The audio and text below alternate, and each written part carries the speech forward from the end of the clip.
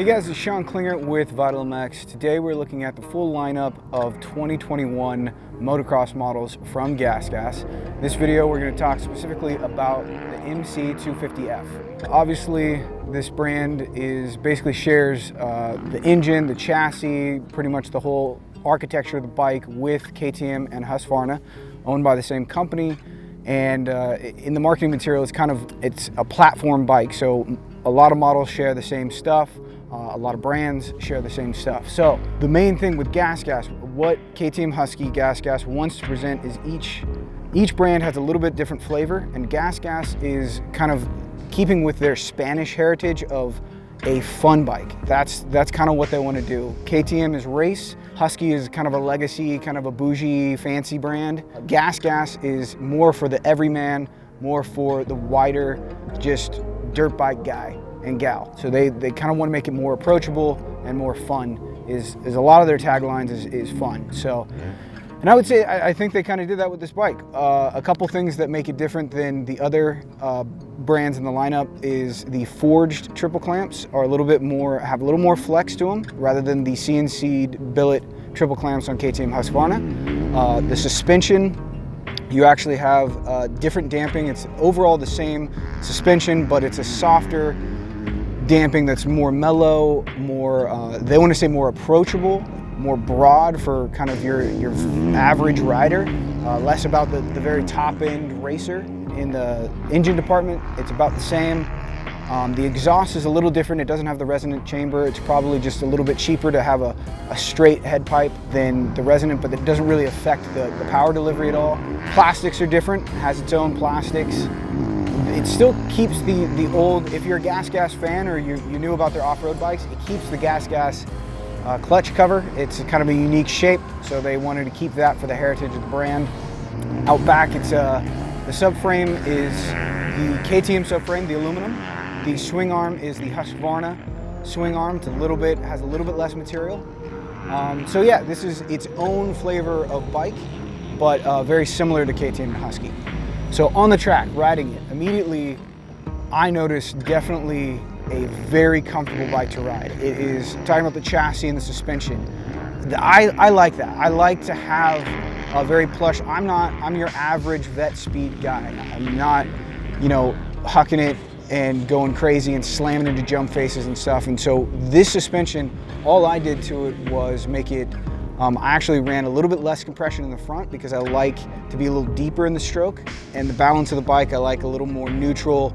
It was a little choppered out, so then we went stiffer in the rear as well, with softening the fork just to get the bike balance. But the actual suspension action, the feel is super plush and super comfortable. It glides. That was kind of the word of the day for me, was gliding over the rough stuff at Glen Helen. There's hard edge, there's square edge bumps deep under the soft stuff, and hitting those, I was here yesterday on a different bike and hitting those was a chore. On this bike, I felt like it really just soaks them up really well. I think it's also a combination of the triple clamp and the steel frame. Power-wise, so when you get this bike, it does not, another thing that makes it different than the KTM and GASGAS, it does not have a map switch, and it does not have traction control or launch control. That whole instrument cluster is gone. But you can buy that as an accessory, so it's on the bikes that we're riding today. I kind of wanted to try it as if you bought the GASGAS stock. I did not play with the maps at all. I left it in map 1. When you buy the instrument cluster, the map button, you're actually getting the more aggressive map 2, and the traction control and launch control. So I just left it in map 1, and it was kind of one of those things that when customers are offered less choices, a lot of times they're more happy with the choice they make because they don't know what they're missing. So that's how I rode it today. I rode it in map 1, I rang it out. I mean, obviously it's the KTM Husky GASGAS motor. It's very mid to top end, and it just does not sign off. It's like you can rev it all the way to the top, makes great power, is really fun, great throttle response. So it's not a huge torquey bottom end, but that's okay because it's so impressive in the mid and in the top end. It really inspires a very lively rider kind of characteristic, and to really push the envelope. The downside to that is I feel like you shift a little bit more.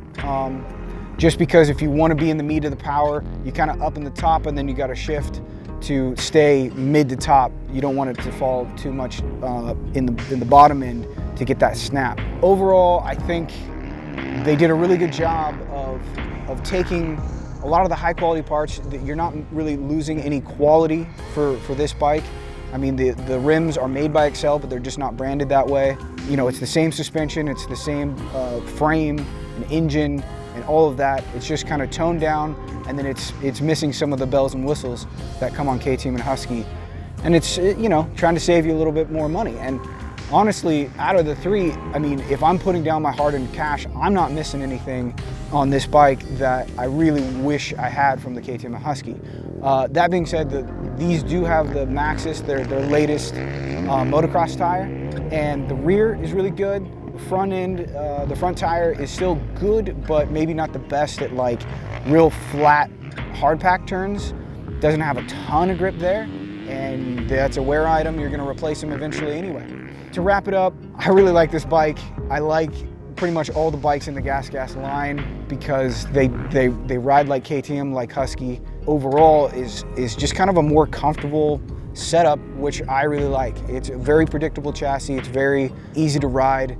And if it's easy to ride, I ride faster. That's kind of how it goes for me.